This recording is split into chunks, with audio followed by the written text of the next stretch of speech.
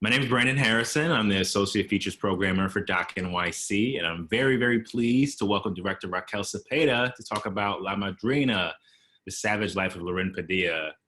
Raquel, how are you? Welcome to Doc NYC. Thank you very much. I'm good. Just here trying to negotiate this stuff with like remote or actually blended learning and juggling the life of a mother and a filmmaker and a mother who's a filmmaker and everything else is very complicated. But you know what? It's all satiating. I'm sure, considering that that's how we're all kind of living right now in between world of Zoom life. 2020, man. Who would have thought? Like, I wish I could just cut it out of the calendar and act like it never happened. Feel you on this one. I want to feel you on that one. I wanted to jump right in because I love the film. Okay. So many of your stories, New York stories, Latin stories, Uptown Bronx stories, Harlem stories. Why did you want to do this film with Lorine specifically in her life? Well, for me, Lorine was, to me, it was kismet, my project with Lorine. I feel like it was meant to be like it was written because, my producer, Henry Chalfant, who happens to also be my mentor, he made a film with Lorine that I love. Well, it didn't feature Lorine only, but like the whole, like the Savage Skulls once they entered the quote unquote civilian life, when they became older. And when I saw that film, it was made in, I think it came out they shot that like in 89, 88. And it came out a few years after that. I just saw a lot of myself in Lorine. And I just, I was always very interested in her character and how people that lack social capital and may not have all the things, that are living on the fringe of the margins, how do they activate? What compels them to like get up and lead and become leaders? And I do believe that people are born either heads or tails. And because she was born a head, I was just like, I wonder what's up with her now. So, Henry was for years has been saying that we should meet. And I was at a film screening and ran into her, and it was kind of like an instant kind of connection.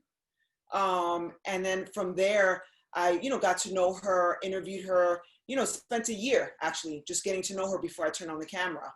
And, for me also, the other reason, aside from Lorine just being so dynamic, is that many Lorines raised me. If it wasn't for women that had the archetype that were like her, I don't know where I would be today. So it was just like an ode to the women that raised me that don't see themselves on the screen. I wanted to ask you about that because that was like one of the major themes that I felt about the film, especially my favorite parts are Lorine in her chair, Lorine and her friends hanging outside at interviews. What did you, want to say about women, particularly older women we know have agency, this life that she's lived and what she's doing?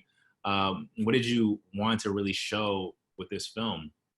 Well, as far as she goes, like there've been plenty of films about the Bronx, about the gangs in the South Bronx, right? You have from going all the way back to 80 Blocks from Tiffany's, which is like a classic film, New York film. That was released in 79, which she actually made a cameo in, all the way till now. There's been so many of these stories, but never from the point of view of the women. And I've realized, and knowing myself, because this is part of my community, that women have to hold everything down, right, in their communities. How do they hold that? How do they hold down the communities? How do they negotiate, their lives with one foot in the outlaw world, one foot as activists, as mothers, as heads of household, as teachers, social workers, which many of them became? How do they negotiate this? And today, these are the women that actually, on one side, took part in the burning down of the Bronx, but also took part in literally in the reconstruction of the South Bronx. So how are they faring today? And do they still see themselves in the face of gentrification? Do they still feel welcome? Do they still feel community, the sense of community that they've, felt throughout the decades? So I wanted to kind of like capture that moment for history so we can know, these are the people that made the Bronx what it is. These are the women, these are the people, these are the characters that made the Bronx sexy to so many folks from all over the world who've come here and made films or have moved in. that, that's a good point too. That moved in. I was thinking about, you know, when you're working with somebody, even if you're spending a year talking to them, getting to know them, what's it like working with somebody who has such a long media history, who's been in films and who's been talked to, who knows it? What was that experience like? You know, that's an interesting question because folks in her community in the South Bronx that were in that, right, in that world, don't have, like, if you see films like I was watching, for instance, you know, Joan Didion's biopic, right, made by her nephew, right? There's plenty of home videos and stills and all kind of rich cultural art archives that exist on these characters. But a lot of folks in that community didn't have cameras.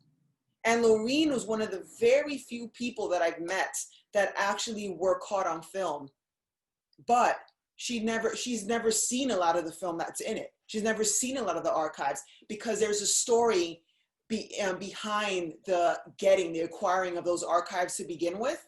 That set me off on a 2-year journey, almost a 2-year journey. So when she first saw those, when I first showed it to her, she got very emotional because she doesn't have any of those records. So I had to go out there and look for it, even though she has been interviewed, you know, because everybody went to the Bronx, right? So, and because she's who she is, and she's always been who she is, she stands out. So she was, and being the former first lady, if you will, of that street family or gang, depending on, you know, where you're located, you know, because of that, she was always in proximity to a camera that was always in proximity to her then husband. Was there anything in particular in that archival hunt that, you know, surprised her or just Yes. shocked her that was even caught? Let me give you one, and you can edit this down or whatever, but let me just give you like the one story. So Lorine had a very small part in a film that I encourage everybody to see. It's on YouTube. It's, you know, it's everywhere, right? It's called 80 Blocks from Tiffany's. 80 Blocks from Tiffany's was inspired by an article, I believe, in Esquire, and where, you know, Gary Weiss, who was working at SNL at the time, read and was inspired to, like, you know, follow. So originally this was supposed to be 80 Blocks from Tiffany's, a small segment on SNL. But when Lawrence saw it, as the story goes, because he didn't tell me that, you know, personally, Lorne Michaels, he said it was too serious. So they went and made it into a feature that was produced by Broadway Video. So over the years, people have used, you know, parts of that film because there's not, you know, that much archives. There's not that many archives, rather, of the South Bronx and that are filmic the way that film is. So I said, you know what? I know Baz Luhrmann used it. All these folks are using it for the Get Down, for, you know, all these folks have used the same footage, but there has to be something more. There has to be something more. So I called them and I got the, you know, for quite many months, I got the, no, there's nothing else. There's nothing else. So I ran into somebody who actually worked there that I was working on with another project, who said, you know what? I think I saw boxes and boxes of that footage next to Lauren's old furniture at a warehouse. So to Wow. make a impossibly long story, a little shorter, we got those boxes and I just looked at them. I have photos and everything. I just looked at them like, oh my God, I can't believe it. And they told me you can take one reel just to see if they're damaged, if they work. And there was one reel that spoke to me out of all the boxes. And that reel had nothing on it. It was like, you know, I just said, you know what, I'll take that one. When we went to the place to have it transferred, that happened to be the reel out of the dozens and dozens and dozens of reels that featured the day that Lorine was shot. Wow. So I started screaming and my editor was like, you a bruja, man. You're a witch. I don't know how you got that particular box.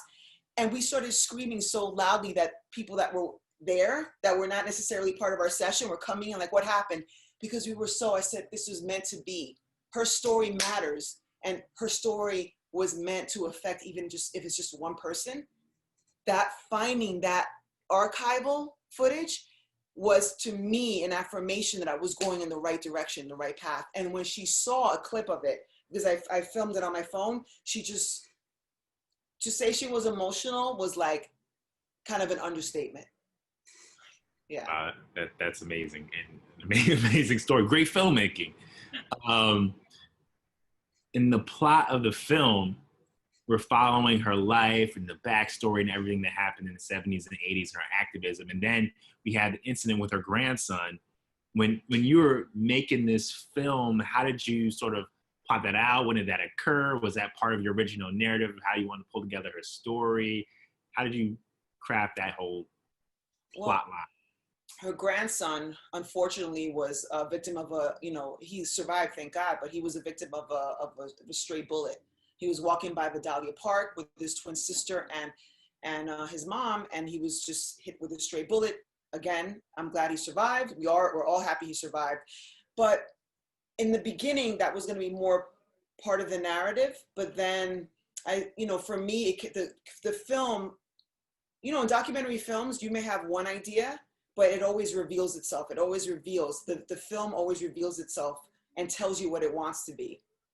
And this particular incident was just one of the many incidents in her life. And because I wanted to stick to her point of view, and I wanted to stay located with her on her side of the crossroad, I just wanted to basically focus on, one of the many ways that she became activated, because she's been activated about voter registration, about all these, domestic abuse, all these other isms that affect her community, our community.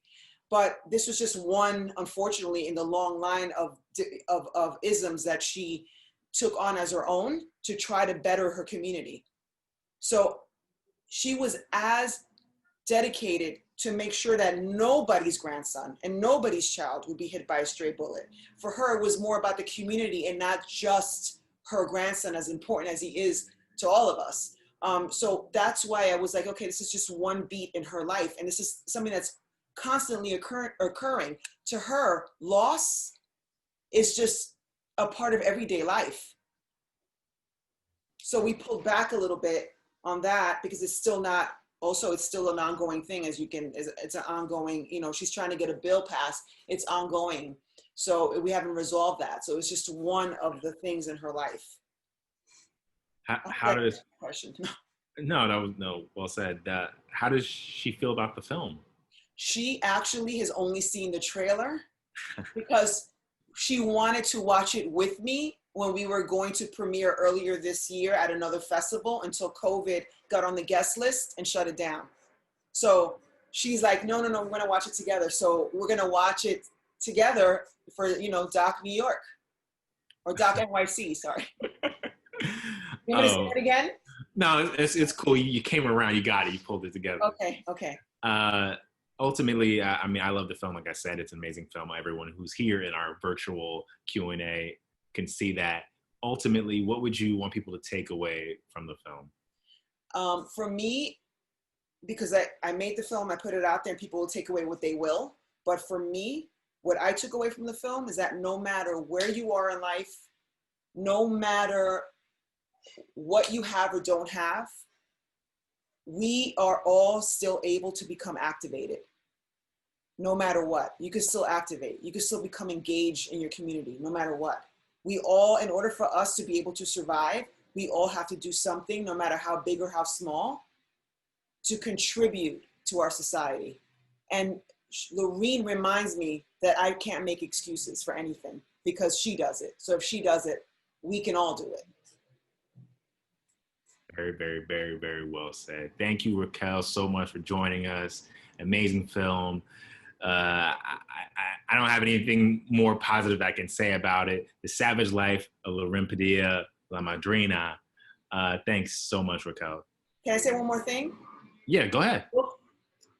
For folks that love New York City culture, look at the trains, because also I have those trains in there, the graffiti, the old school, pieces that are in there. They're never seen before. They have never been seen before. And at this point in our culture, a lot of these trains and a lot of these pieces have been, documented ad nauseum.